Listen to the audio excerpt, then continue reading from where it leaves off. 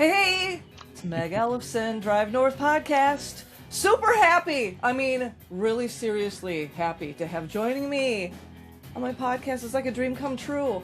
You have no idea how many times I have watched.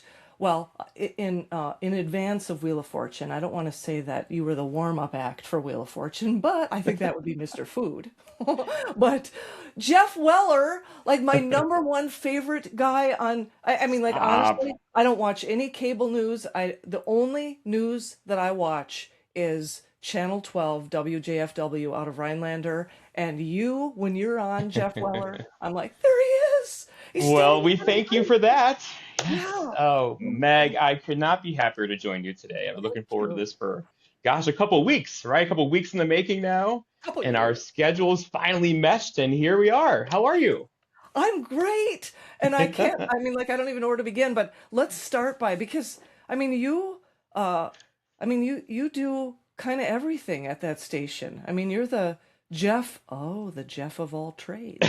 So talk a Well, little bit about your role there.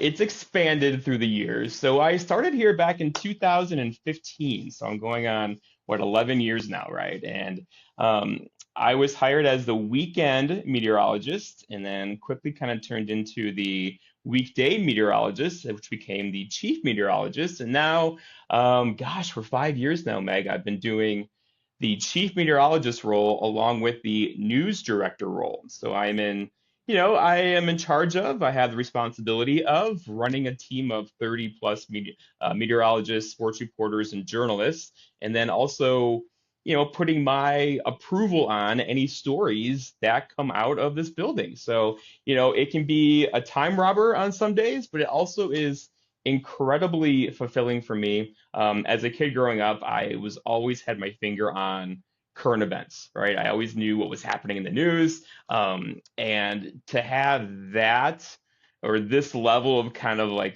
control over that message now, it really is a good fit for me. Yeah, well, clearly. And I mean, who knew? I mean, I just figured you were a meteorologist with like a huge personality, but you're so much more than that. And I mean, like Thank you. looking at just recently, and I guess this is like a regular March thing for you to travel. Where in the Mhm. world is Geoff Weller? And Have I you mean, seen this? Have you seen them? of Uh, course this has become something that I didn't know it become. So 8 years ago now, Delta Airlines and I, or SkyWest Airlines and I, worked together. Let's fly around, do some fun things around the Midwest, right? And since then, and the goal was just to go to fun places around the Midwest and show off how easy it is to get there through the Rhinelander Airport. Okay, simple, right?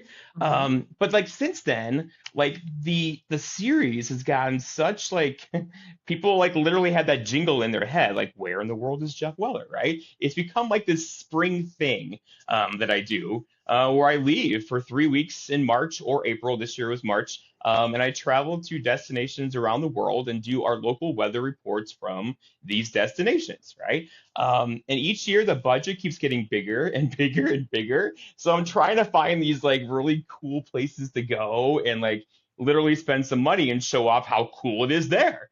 So it all kind of happens through Delta. And this year I went to, well, you saw it, I went to Jamaica. I went to the Panama Canal area, and I also went over to Maui. Now, Maui was a bit of a different story because I was originally supposed to go over to Egypt. I was going to report live from the pyramids in Egypt. And I was so looking forward to this, right? Just to kind of have that visual of the pyramids behind me, talking back to north central Wisconsin. But to broadcast correctly out of Egypt, you have to get special permission from the Egyptian government.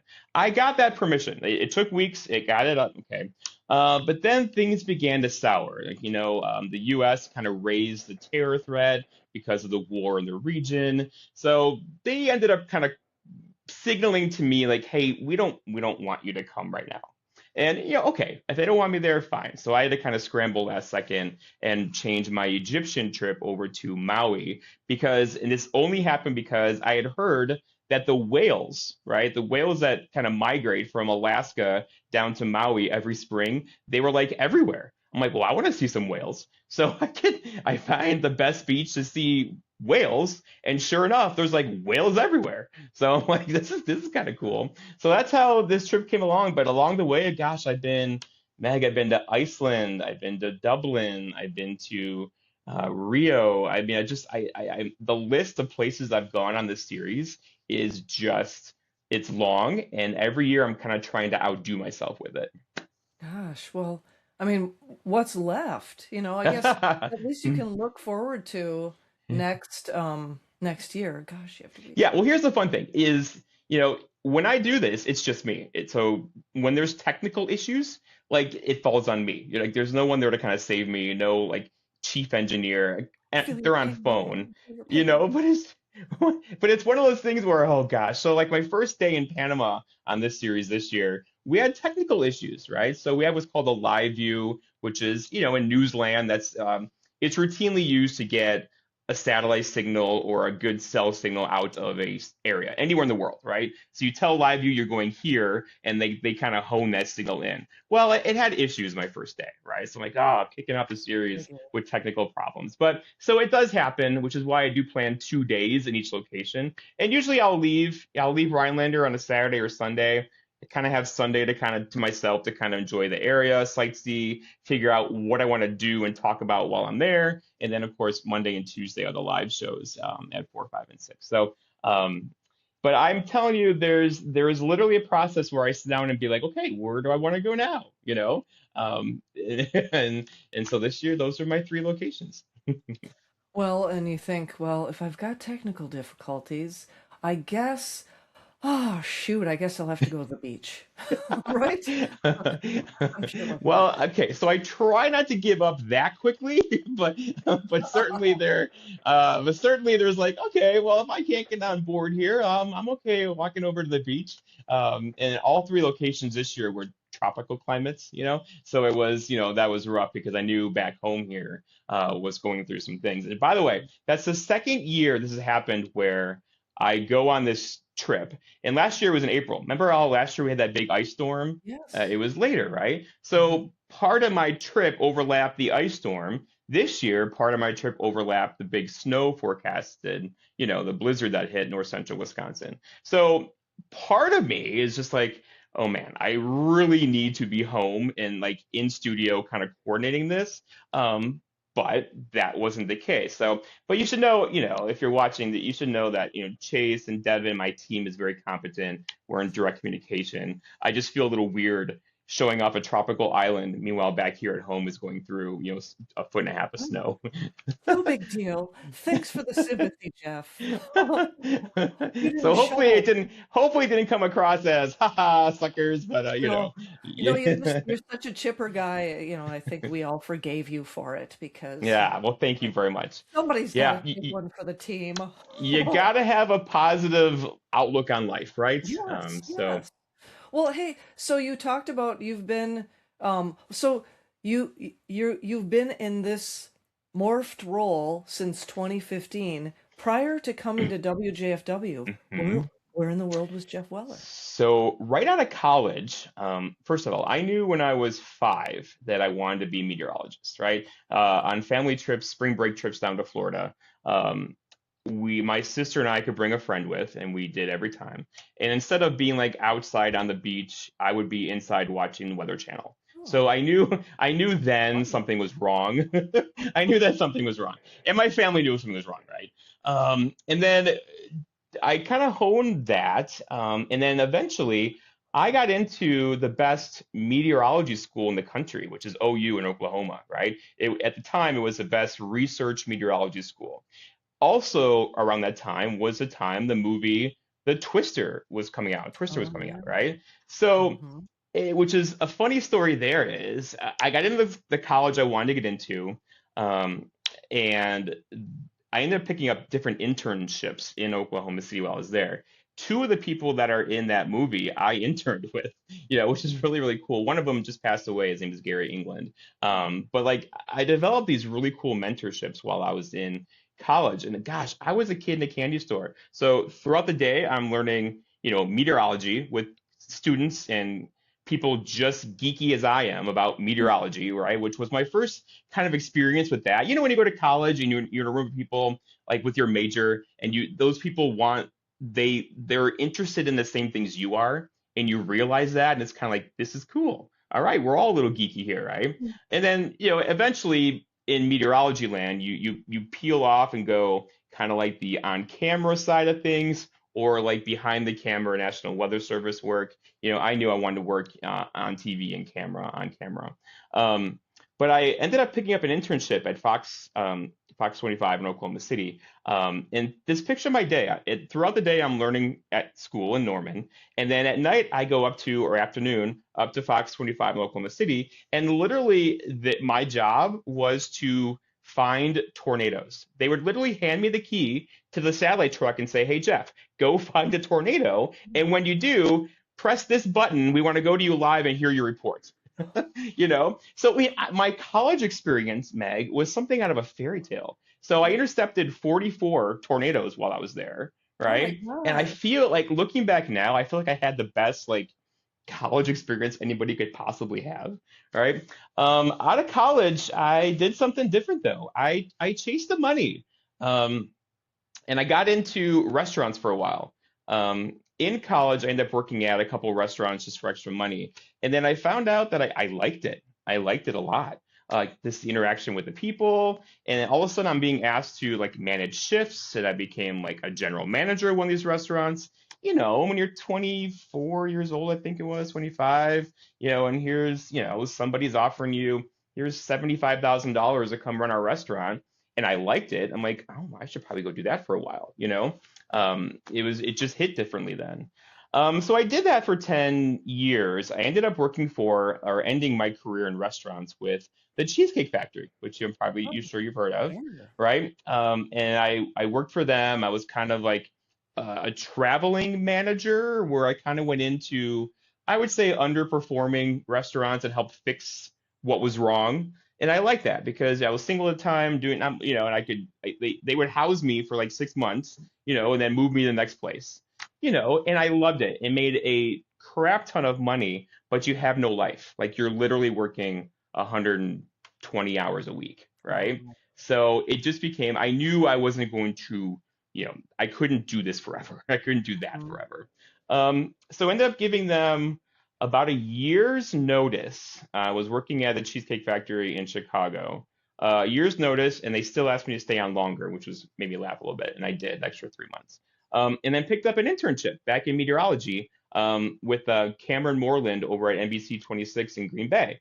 And I've always been a fan of Cameron, and he said yes. And I'm like, great, let's do this. So I knew I had to kind of, sharpen my skills, or kind of like shake the rust off a little bit before I could apply to newsrooms or apply to TV stations to have them hire me, because I've been out of the business for, at that point, it had been like 9 years, right?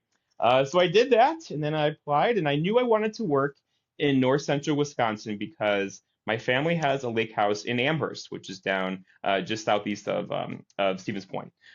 So summertime, I grew up in Amherst at the lake house, and I remember always watching NBC, Channel 12 here, and the news here, it just hit differently, right? Mhm. It was very Northwoodsy. It was very much, it felt very local or Mhm. hyper local, and I really, really liked that because I was kind of one of those guys where I can watch national news on NBC nightly news. I want to know what's going on in the community. Right. This station has always kind of been good at that, right? Through different reasons. At other some points, it was because of staffing levels and pay and that kind of stuff. Now it's because we choose to do that. Like, we choose to focus on local, and there's lots of times you'll watch our A block, which is the first 8 minutes of a show before the first commercial break, and the first five stories will be all local stuff, right? Meanwhile, our competition will have, what's Trump doing today, or what's happening nationally. I want to show off people doing great things in Northwoods. So yeah, so I got on board here, and gosh, that was 2015, and no regrets. Certainly along the way, I get asked all the time, like, why haven't you moved on to a bigger market? And that's one of my pet peeves, right? Because like this is market 133, kind of middle of the pack in terms of TV markets. You can build a career here. Um, and the problem is this station had a long history of hiring people, hiring journalists, hiring anchors, training them. They got really good at what they did, and then they left right away. Like they were here for a year. So it kind of had this reputation of, well, as soon as you get to like somebody, they move on. Well, I wanted to fix that, right? And that started with paying people what they were worth because you kind of start to get really good at this job about a year in, and then that's when we were saying goodbye to everybody. Like, well, we got to stop that. So there's been a long process of working through our station owners, through my GM, through others, literally doubling starting salaries, getting people to sign longer contracts because I want the people I put in front of you at home to be somebody you feel like you've known for a long time, not somebody who's been in that position for 6 months. And we've done that. The entire crew is basically signed, contract extensions. We've made the place into a place that is fun to work and be, oh, by the way, we pay you what you're worth, right?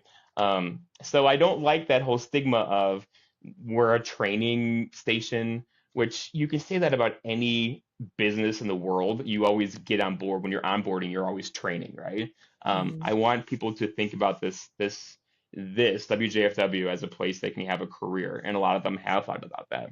Um, and very proud of that. So that has been kind of my trajectory here. There's been some bumps along the road, but I wanted to get rid of that stigma of, we're a training station. And I've gotten many offers along the way to move on to bigger stations. I mean, they've come in from San Diego, they've come in from Omaha, Atlanta a while back. I've turned everything down because, quite frankly, Meg, I am incredibly happy here. I have the team that I love that's doing great things. I'm treated well by my bosses. I live in a part of the country that is challenging weather-wise, and I'm given all the responsibility in the world to make a difference. So why would I leave that? Yay! And Yeah. how dare you even consider it? Just kidding. I know you didn't. Not even considered, really. Yeah. I mean, like, granted, like when people make you an offer and it's like, I know. that'd be fun. Feels But like good. when the San Diego offer came a couple of years back, I'm like, gosh, that'd be boring, right? I mean, the weather in San Diego is sunny and 70. You turn into Ron Burgundy, right? It's just kind of sunny and 70. And I need more of a challenge in that. And certainly, we are challenged meteorologically very much so here in north central Wisconsin. That's for a meteorologist, that's kind of a fun place to live.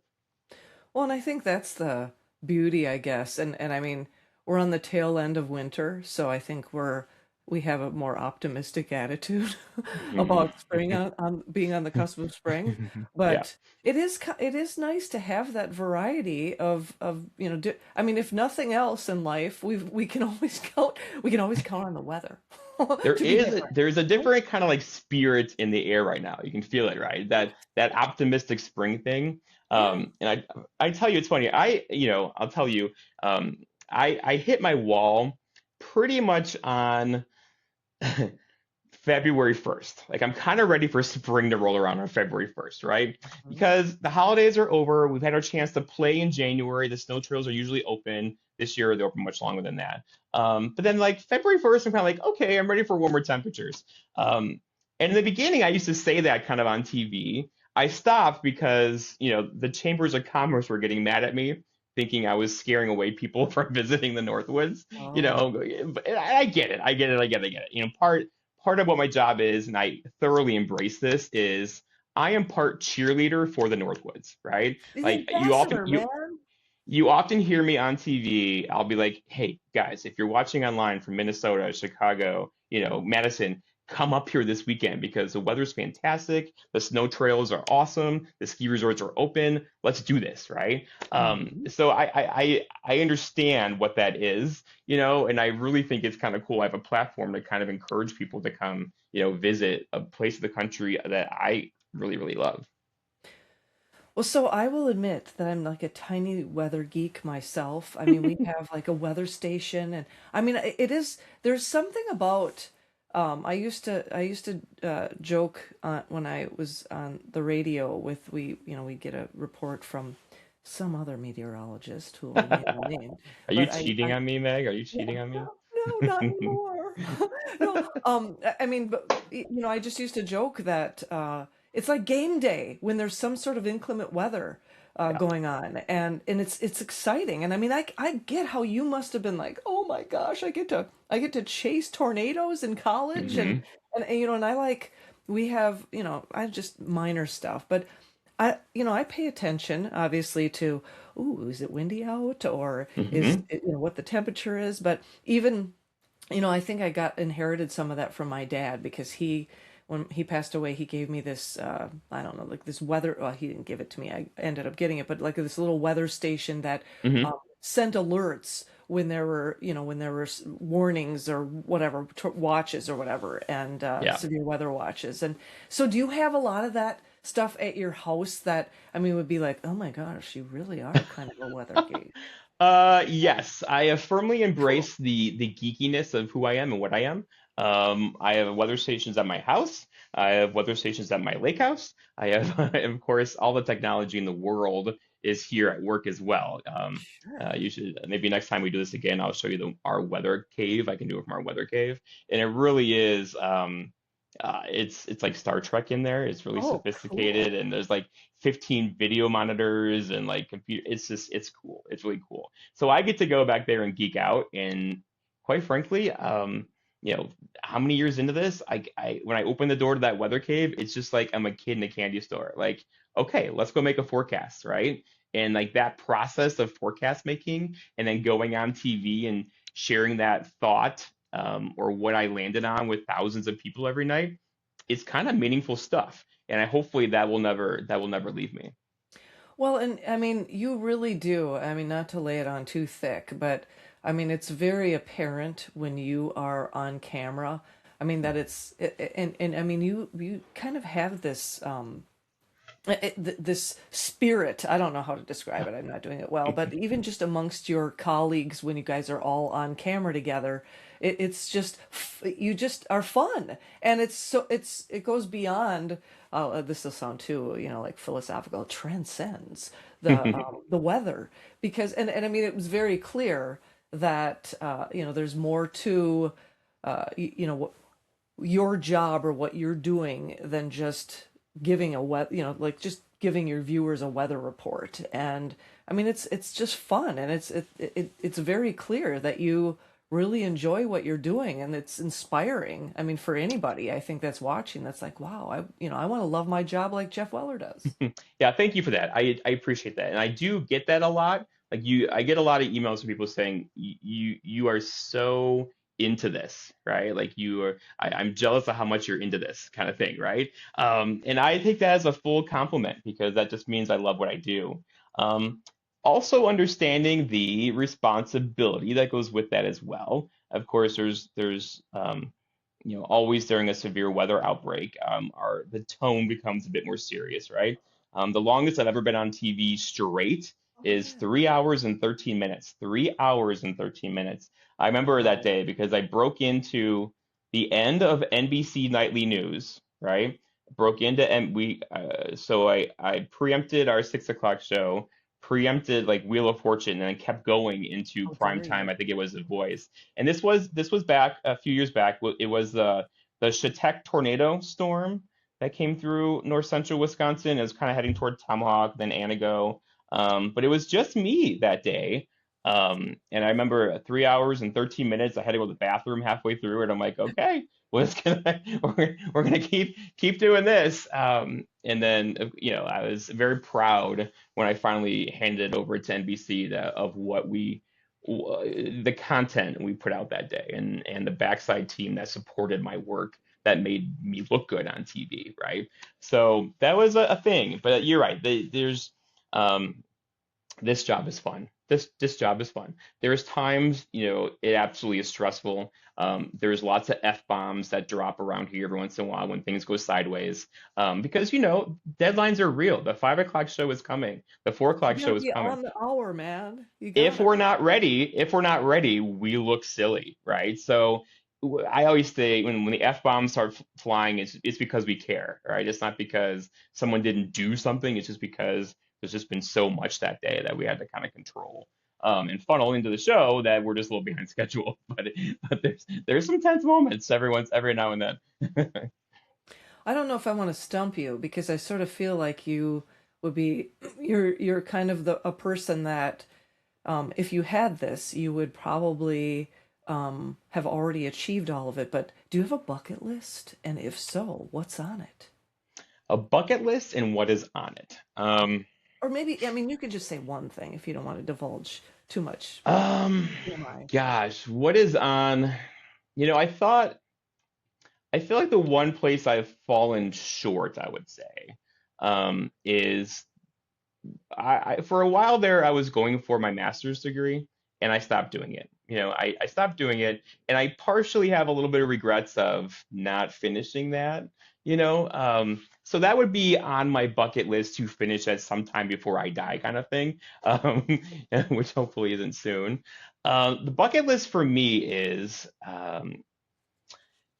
I wanted to, my dad's an educator, and I really, really, really wanted to educate people on meteorology and sometimes complicated meteorological concepts in a 4 to 5 minute weather stretch, right?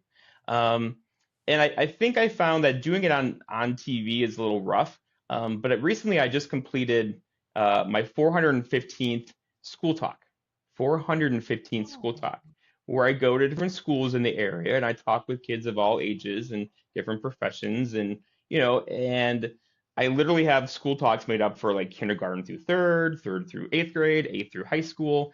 And it's so freaking rewarding for me when I go in there and do these, right? So I'm over 400 of those now, which it's a lot. But there's nothing better when a teacher reaches out and says, "Hey, you're here last year. Can we have you back?" And I'm like, "Absolutely," right?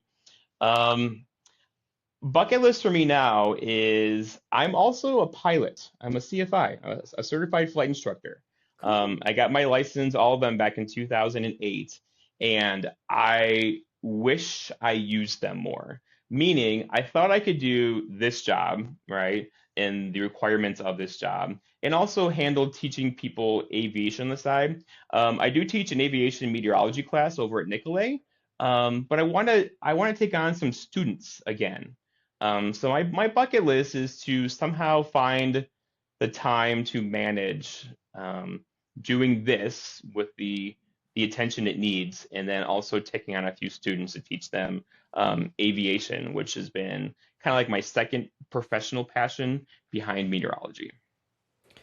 Okay, so I guess on that, um, like as a segue, or it's very it's a good transition. Would you what kind of advice would you give? Well, this is a two-part question. What kind of Mhm. advice would you give um, your younger Geoff Weller, your younger self, and what kind of advice would you give someone that was is in college maybe and maybe is thinking about pursuing a meteorology career or a restaurant career because evidently Mhm. you had both. But I mean, Yeah. what advice would you give yourself and advice would you give uh, young people as well? Younger Jeff, I would say don't wait. Don't wait. Because I'm one of those guys where I think I'm like you, Meg, where I have lots of random thoughts in my head and lots of things I want to do. And then somehow you find an excuse to let's not do those right now, right? Um, I have learned to do those right now. Do them now, right? Don't wait. Don't put them off. Do things as you think of them because those things you're thinking of make you happy, you know? And added to that would be don't be afraid to make mistakes, right? Try the hard things, right? And if you make a mistake at it, okay. I teach my team here all the time. Like, I want you to try this. If it doesn't work, okay, now we know, right? But I want you to try it. Okay. So that is probably my best advice to my old self is don't wait. And don't let things pile up. Just do them as they come, or you have the ability to do them. Um, Secondly, would be to aspiring meteorologists. I would say you know when you know, right? Like Meg, you have a bit of the meteorology bug in you, right? I knew when I was 5 that I had the meteorology bug in me. Don't fight off that geekiness, embrace it 100%. The structure of the education is changing a little bit. Of course, when I went through, it was all kind of math and sciences and all that kind of stuff that, was kind of like drilled into you. It's changing a bit. Computer technology is changing that. But I would say to um, go after, and there was something for me about knowing what I wanted to do when I was 5 years old, and not and knowing I could always go back to it, right? So I had to lay that education groundwork, knowing at some point I was going to revisit this again. Even though I chased the money out of college into the business world, I had to try it. Even though I took 6 months off of work and got my flight instructor licenses, which is, a lot of work and a lot of pain to get that, but I have it, right? So now I can use those in a way that can help other people. So don't wait and embrace the geekiness and be yourself is, I think, the things I can say. I mean, there's times I'm doing the weather forecast. I'll be doing it here tonight at 5 o'clock or 4 o'clock, and I look into the camera and be like, there's a lot of people in there. I mean, I see the ratings. I see the ratings, and it's just like, okay, yeah, is what I have to say meaningful to them, or have I dumbed it down too much to where they just think my forecasts are bland, right? So I try to find that happy balance of, yeah, this is how I tell my team this, right? Tell the viewers something that the next day, when they're at the diner with their friend at the Friendship House tomorrow morning, they can say, "Did you hear Geoff say this yesterday? That's kind of cool, right?" Some kind of statistic, some kind of geeky weather knowledge. In my world, I like to take cameras from all over the world and kind of show, here's the North Pole. It's 30 degrees below zero there right now. I kind of do that where I'm not just stuck in north central Wisconsin, because weather is so much more than just that. Okay, so I've got some maybe rapid fire questions for you. You Ready? talked about that movie Twister. Uh, Um, would you say that's your favorite movie, or is there a movie that you would watch over and over again, or that you turn on the TV and you're flipping through channels and it's like, oh, Castaway's on. I gotta watch that again. I mean, is there other movies like that for you? okay, so right now, Twister is still top of the list. I Ooh. will say Top Gun Maverick is pretty high up there as well. And honestly, if I want to like be put into a good mood, this is gonna sound really weird. I watched The Greatest Showman. Aw. You know what I mean? I don't know. There's something about like a fast-paced, good story musical that kind of gets my juices flowing. I feel like you maybe honorable mention for you, and I don't want to give you, put words in your mouth, but what about Groundhog Day with Bill Murray? Ah, yeah, those kind of quirky weather-related things. There's that one. Yes, so that is on the list. But I feel like I don't know. It's like once you've seen those like 2 or 3 times, like it's kind of like, okay, I can move on. Right. I can definitely move on Tell me from they made that. a sequel. So, Yeah. how about because you obviously are a personality yourself, and Hmm. um, you travel around a bit, and especially in the community, is Yeah. there a famous person that uh, you've already met, that you want to share who it was and the encounter, or is there someone that you hope to meet someday that is a hero of yours or something? So I have my professional people. I told you one of them was Gary England. He ran. He was chief meteorologist at the CBS station in Oklahoma City. He was kind of like that guy that took me under his, just a lot of. He recently passed away, but just a ton of respect there. In terms of a celebrity kind of crush, or oh my gosh, this happened to me. Um, did you remember Adriana Davalos? Adriana, she and I used to anchor the 4 o'clock show together. She loved surprising me. Well, she one day she surprised me. She anchored the 4 o'clock show, and there were days she literally legit, which would not tell me what was on the show that day because she wanted my genuine reaction to things. Okay. It used to drive me crazy, but I kind of just embraced it, knowing she would never put me into a position that I would embarrass myself. Okay. With that said, what she set up a Zoom interview with all 4 coaches from The Voice. right? Hmm. So, and that was it was like Adam Levine, who was, what's his name, the country guy, Tr- Blake uh, Shelton, yep. Uh-huh. Christina Aguilera, and I forgot the fourth person. So all of a sudden, they appear in the monitor. We're recording, and I'm like, the question goes to me, and I'm like, uh. So like these are What? like A-list uber famous people, right? Sure. Um, Now I will say that the biggest one I've ever met, that I think is just, um, meaningful to me, was Julia Roberts.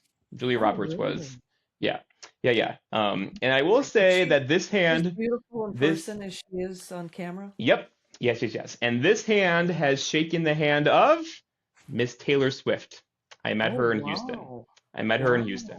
Wow. So there are people I've met along the way where I Mhm. don't know if I have like a celebrity like geek out. Like I see it kind of differently now because I'm in the media and I kind of see that world differently. But there are certainly people that I'm like, wow, you're really famous. And my first kind of question for them is like, how do you handle the pressure? Like, how do you handle this world? You know what I mean? Because I know my world and I have the weight what I have, but it's just like you got so much more than that. So I have a little bit of empathy for what they are, also understanding they have millions of dollars, right? So it's just like Right. the empathy only goes so far. So, what's something like a simple daily habit that has made a big difference for you in your life? And I'll give you an example so you can have a quick time to think about it for a second. But Okay. I used to work for a guy that always said, um, I make my bed every day. I get up in the morning, I Hmm. make my bed every day because it's like immediately have something you can say I've accomplished, if nothing else. And so that, as an example, that I mean, I don't, my husband sometimes makes the bed, so I don't get Yeah. that. But So I do make my bed every day. It gives me that feeling of being organized, right? And I need that feeling to function. I would say the biggest, part of my day is I have a routine that I don't stray from, right? So I know if I'm off schedule, behind schedule, ahead of schedule, I that just that knowing what's ahead and behind, I need to know that, or it bugs me. It just kind of bugs me. So I would say a structured routine in my day, I have it. I have it, and I rarely stray from it.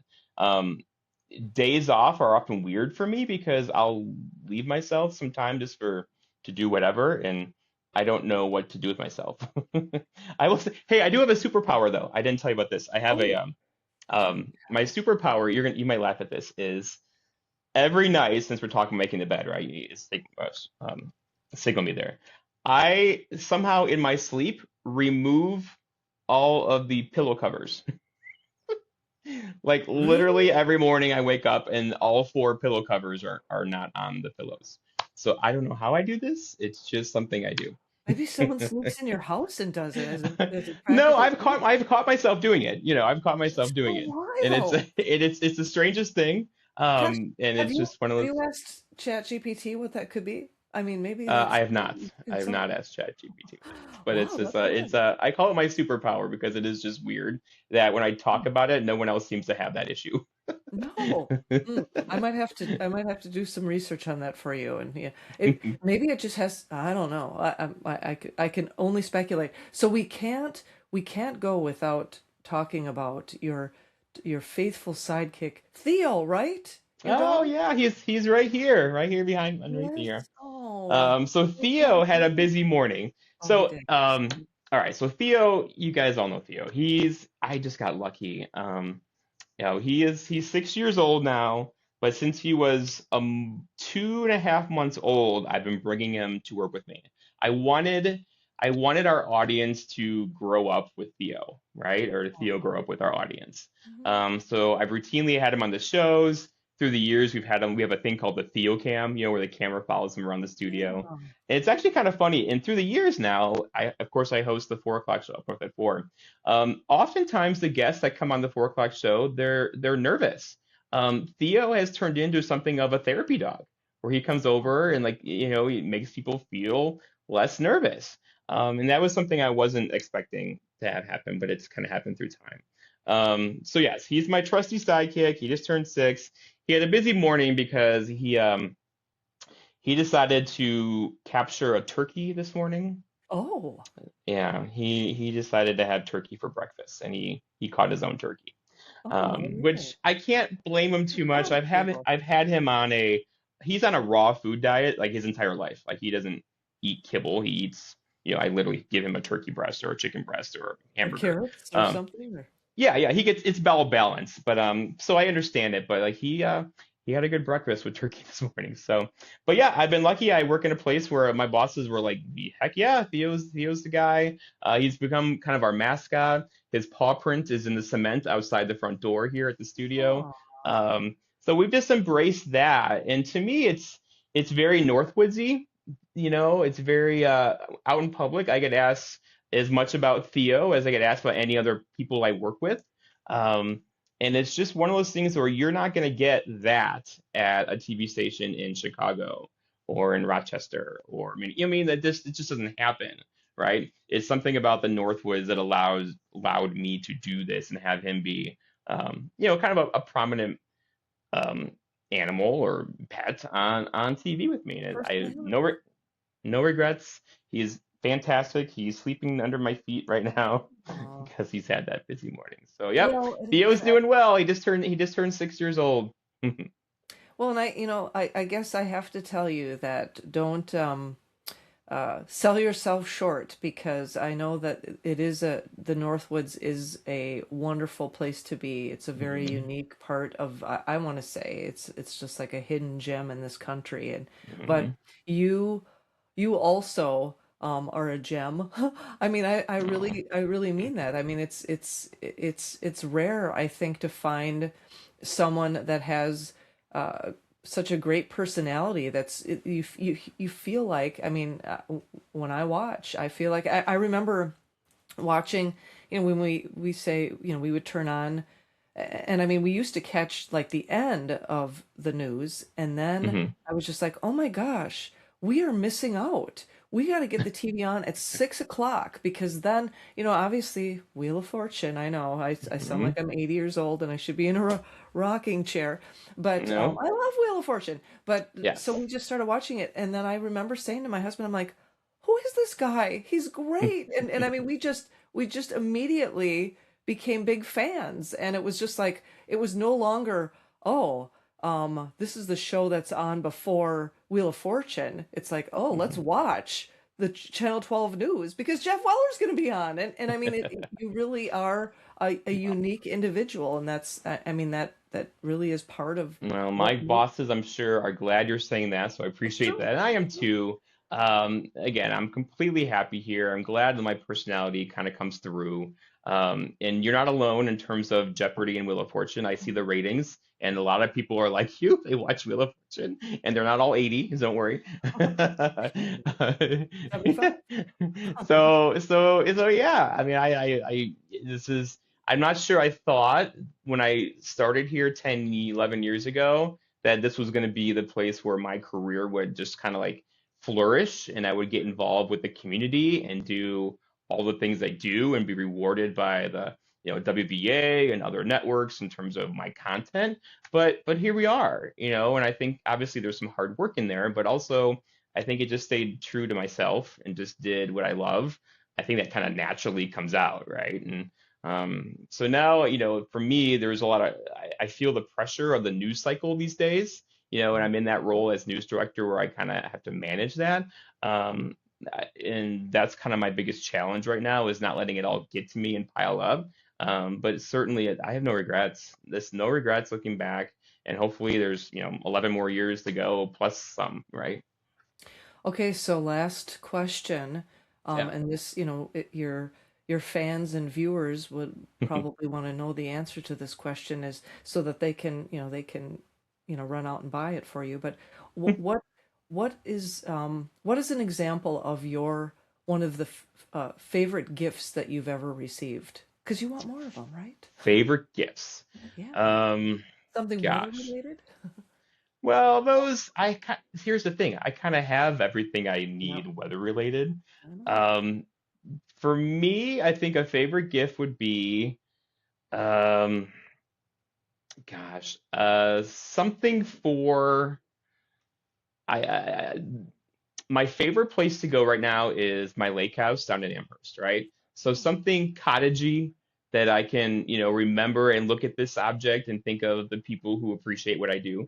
I think that would be something really meaningful to me. Nothing expensive, but just kind of meaningful. Obviously I have all my rewards and things in a cabinet in my office, but it's just like I don't need that to say or to think I'm doing a good job. The bigger reaction I get is from people like you who say, you know what?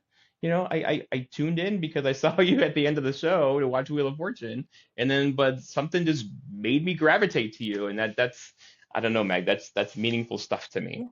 Yeah, like I mean, seriously, I like you. I mean, it was really hard for me to get accustomed to Ryan Seacrest because I loved Pat Sajak, and now that it was kind of like Pat Sajak, Geoff Weller, and Ryan Seacrest, and now that Pat Mhm. Sajak is out of the picture, you're number one. And I don't want to No. sound like a weird fangirl, but it's I really like I don't know, it's kind of a nice break from just I know it's a news show, but again, you guys are so unique in that as you were describing at the beginning of our conversation, you focus so much more on the community and what's Mhm. going on and really what's interesting and what's meaningful to the people that, your viewers.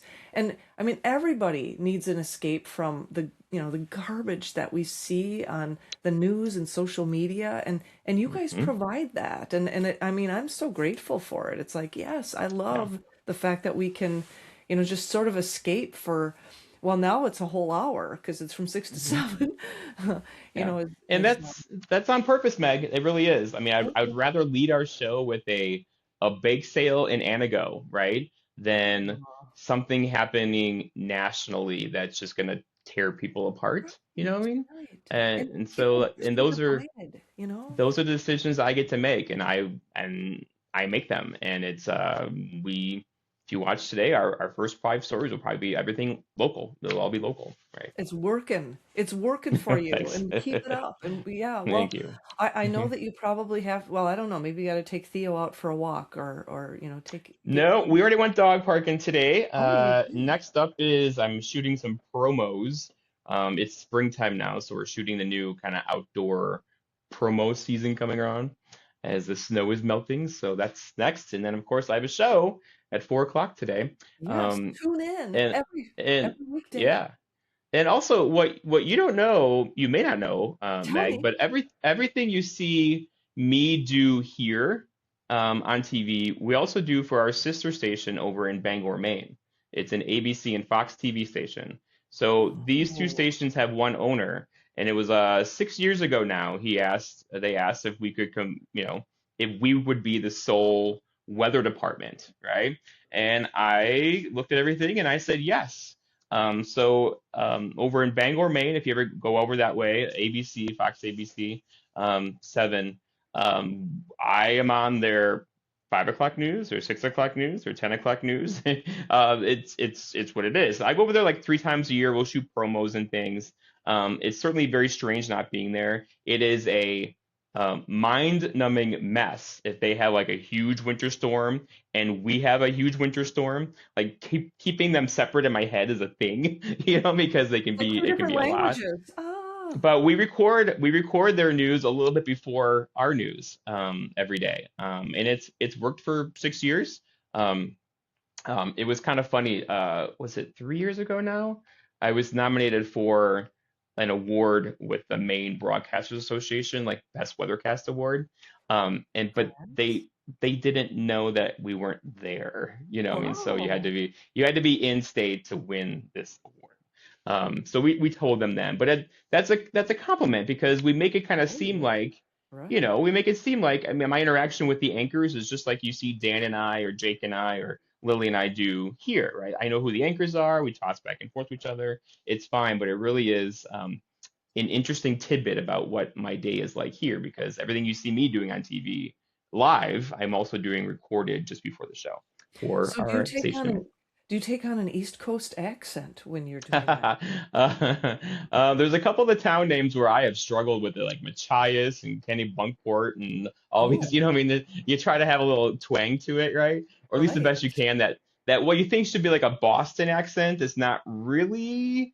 It's more of Maine has its own kind of thing, right? It's not all Boston. So yes, we've been called out for our lack of accents sometimes. Viewers, are just like, but From that's just, there, they say you yeah, have a from lack of an there. accent? Yeah, Oh, yeah, okay. yeah, yeah. Uh, They're like, are do you around here? You don't talk like do they us, ever say kind of anything thing. about being from Oh, do they ever say that you have a Midwestern accent? Do you ever get that? Yes, yes, yes, yes, yes, yes. So I mean, Yeah. it's not like we keep it a secret. We don't lie to anybody, kind of thing. But Right. it's one of those like, if they email the station there, they can see that the email goes to me here, kind of thing. So yeah, they do. But it's kind of fun. I enjoy it. It's fun having that responsibility for our East Coast station as Yeah. well. I don't know how you fit all the things that you do into one day, Jeff. It's It's just a lot I'm sometimes. I'm a fan, man. Have I Thank you so much. communicated that enough? No, but well, so I'll let you get back to your busy day, and thank you so much for Sure. Thanks for inviting honoring me me on. with your I presence. appreciated this. Yeah, This is well, me fun. Let's too. do. Can we do it again sometime? Are you kidding me? You're asking me? Okay. I want for Just sure. Let's make it a regular gig. I mean, we can, just we ask. You can have my just number. okay. Well, I know it. I know how to find you, mister. So yes. Well, give Theo a good pat for me, and I I will. look forward to our next conversation. Geoff Weller from WJFW, and of course, he's so much more than a meteorologist, weather guru, news director at the station. Thanks again. I Yep. really appreciate it. Take care. Have a great day. See you later. Bye bye. Bye.